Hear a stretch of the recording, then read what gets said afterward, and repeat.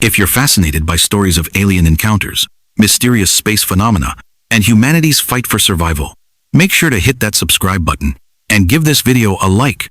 Your support helps us explore more incredible tales of cosmic mystery and adventure.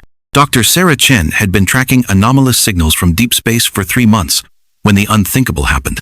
The radio telescope array at the Arecibo Observatory Replacement Facility had detected something that defied every known law of physics. A massive object moving through the void at unprecedented speed, heading directly toward our solar system. "Run the calculations again," Sarah commanded her team, her voice tight with disbelief as she stared at the data streaming across multiple monitors. The object, designated Atlas 31 by the International Space Monitoring Consortium, measured nearly 50 kilometers in length and appeared to be decelerating as it approached the outer planets. Dr. Marcus Webb, her longtime colleague and the facility's lead astrophysicist, looked up from his workstation with a grim expression. "Sarah, I've run the numbers 17 times. The trajectory is unmistakable. Whatever Atlas 31 is, it's not a natural phenomenon. The deceleration patterns suggest intelligent control, and if it maintains current velocity," he paused, swallowing hard, "it will reach Earth's orbit by November 15th. The implications hit the room like a physical blow. This wasn't a rogue asteroid or space debris. The mathematical precision of Atlas 31's approach, combined with its massive size and controlled deceleration, pointed to only one terrifying conclusion: humanity was about to receive visitors, and they might not be friendly. Within hours of the discovery, the facility was swarming with military personnel and government officials.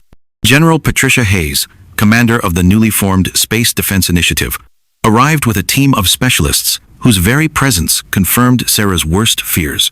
This wasn't just a scientific curiosity anymore, it was a potential threat to human civilization. "Dr. Chen," General Hayes began without preamble, "I need to know everything you can tell me about this object. Size, composition, propulsion systems, anything that might give us an advantage." Sarah pulled up the latest sensor data, her hands trembling slightly as she manipulated the holographic display. Based on spectral analysis, Atlas 31 appears to be constructed from materials we've never encountered. The hull reflects certain wavelengths while absorbing others in patterns that shouldn't be possible with known physics. It's generating its own electromagnetic field strong enough to bend space-time around it. The general's expression darkened. "Are we looking at a weapon?" "We're looking at technology that's centuries, maybe millennia beyond our current capabilities," Dr. Webb interjected. "The energy signatures alone suggest power sources that dwarf anything we've ever imagined. If this is a ship, its builders possess knowledge that makes our most advanced technology look primitive." As news of Atlas 31's approach spread through classified channels, world governments scrambled to coordinate a response.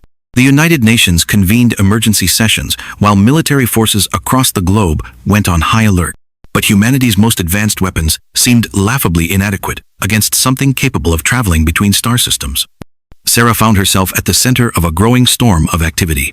Her small research facility had become the primary monitoring station for what might be humanity's first contact with an alien civilization, or its last stand against cosmic invaders. Sleep became impossible as she and her team worked around the clock, gathering every scrap of data they could about the approaching vessel. The breakthrough came 3 weeks into their observations. Dr. Elizabeth Rodriguez, a young xenolinguistics expert, hastily recruited from MIT, detected patterns within Atlas 31's electromagnetic emissions that resembled structured communication. "It's not random radiation," Elizabeth announced excitedly, her voice cutting through the tense atmosphere of the control room. "There are repetitive sequences, mathematical progressions, even what appears to be pictographic representations. They're trying to communicate with us." The revelation sent shockwaves through the international community. If Atlas 31's occupants were attempting communication, perhaps their intentions weren't entirely hostile. Teams of linguists, mathematicians, and computer scientists were assembled to decode the alien messages, working desperately against the clock as the massive ship continued its relentless approach. But the first translated message brought more questions than answers. "The harvest approaches. The weak shall be culled. The strong shall serve.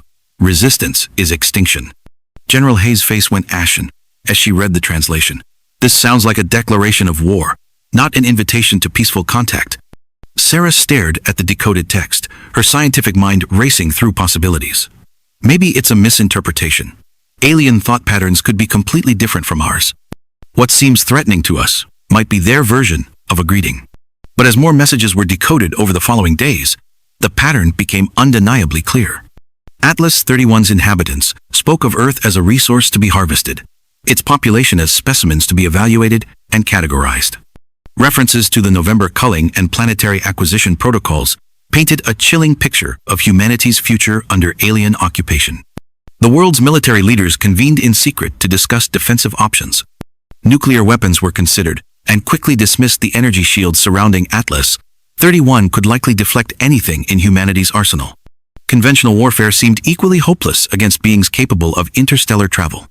Dr. Chen found herself appointed as the scientific liaison to Operation Last Stand, humanity's desperate attempt to prepare for the alien arrival.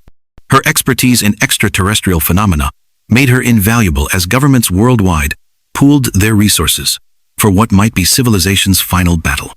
As October gave way to November, Atlas 31's presence began affecting Earth in ways no one had anticipated. The massive ship's gravitational field disrupted satellite communications, caused unusual tidal patterns, and triggered unprecedented auroral displays visible even at the equator. Animals exhibited strange behaviors, and sensitive individuals reported vivid dreams filled with alien imagery. Sarah worked tirelessly to understand these phenomena, hoping to find some weakness in the alien technology that humanity could exploit. But every discovery only reinforced the vast technological gap between Earth and its approaching visitors. Atlas 31's capabilities seemed to violate fundamental principles of physics, suggesting its builders had unlocked secrets of the universe that human science hadn't even begun to comprehend. The ship's final approach began on November 10th. Observatories worldwide tracked its progress as it entered the outer solar system, its massive bulk blotting out stars and casting shadows across the surfaces of distant planets. Amateur astronomers could see it with modest telescopes, a dark, angular shape moving against the backdrop of space with ominous purpose. On November 13th, Atlas 31 achieved orbit around Earth. The ship positioned itself directly above the planet's most populated regions, its presence casting literal shadows across major cities during daylight hours. The psychological effect was devastating. Humanity could look up and see physical proof of their impending subjugation hanging in the sky above them. The first communication from the ship's occupants came at exactly midnight, Greenwich Mean Time. Every radio telescope, satellite dish, and communication array on Earth received the same message simultaneously, a feat that demonstrated the aliens' complete mastery of electromagnetic systems. Inhabitants of designation Earth 03, you will cease all hostile preparations and submit to evaluation protocols. Resistance will result in immediate planetary sterilization. You have 72 hours to demonstrate compliance.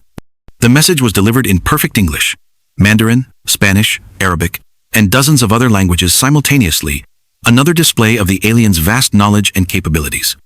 World leaders faced an impossible choice: submit to alien rule or fight a hopeless battle that could end in human extinction.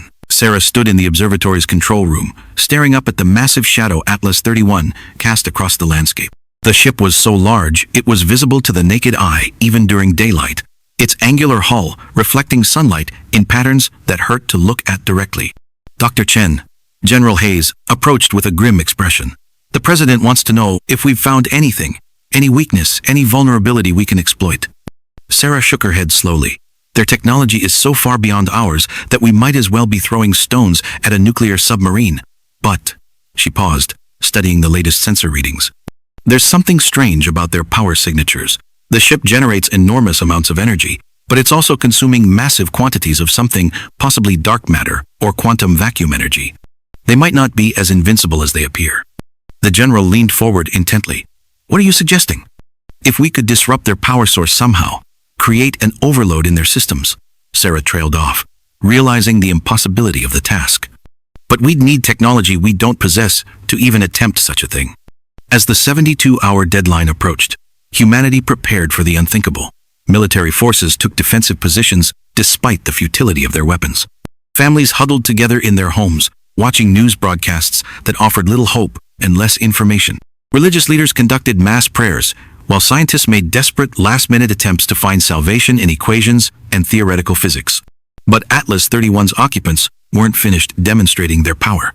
On the second day of their ultimatum, they activated what could only be described as a tractor beam, lifting an entire city block in downtown Los Angeles into the air. and holding it suspended for exactly 1 hour before gently setting it back down. No damage was done, no lives were lost. It was simply a demonstration of the aliens' casual mastery over forces that humanity barely understood. The message was clear. Resistance was not only futile, but entirely at the mercy of beings who could manipulate matter and energy at will. Sarah barely slept during those final 2 days, poring over every scrap of data about Atlas 31 and its occupants. Something about their behavioral patterns nagged at her: the precision of their communications, the methodical nature of their demonstrations, the almost mechanical quality of their ultimatum. On the morning of the final day, as the world held its breath waiting for either submission or annihilation, Sarah made a discovery that changed everything. Hidden within the quantum static generated by Atlas 31's engines was a pattern she had seen before, not in alien technology, but in Earth's own deep space monitoring systems. "Marcus," she called to Dr. Webb, her voice crackling with sudden excitement. "Look at these quantum signatures. Strip away the exotic matter interactions and focus on the base frequency patterns." Dr. Webb studied the data for several minutes before his eyes widened in shock. "Sarah, these aren't alien signatures. These are modified human quantum field generators, massively advanced versions, but the mathematical foundations are definitely terrestrial." The implication hit them both simultaneously. Atlas 31 wasn't an alien invasion force from another star system. It was something far more complex and terrifying. The ship was human in origin, but from when? And how had humanity developed such impossible technology? As Sarah and her team raced to uncover the truth, Atlas 31 began its final descent toward Earth's surface. The massive ship moved slowly through the atmosphere, its passage creating wind patterns that could be felt across continents. It settled into position above the Pacific Ocean, hovering exactly 1 kilometer above the water's surface. Then, for the first time since its arrival, Atlas 31 opened a communication channel that wasn't an ultimatum or threat. The voice that emerged was unmistakably human, but speaking with the authority of someone accustomed to absolute power. "People of Earth, you may call me Commander Atlas. I am the leader of humanity's true future, returned from our new home among the stars to reclaim our birth world. The November evaluation will determine who among you is worthy to join us in the cosmos, and who will remain behind to tend our ancestral home."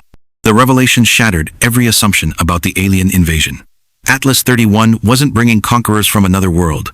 It was bringing humanity's own descendants back from the future, armed with technology that defied current understanding and motivated by goals that remained ominously unclear.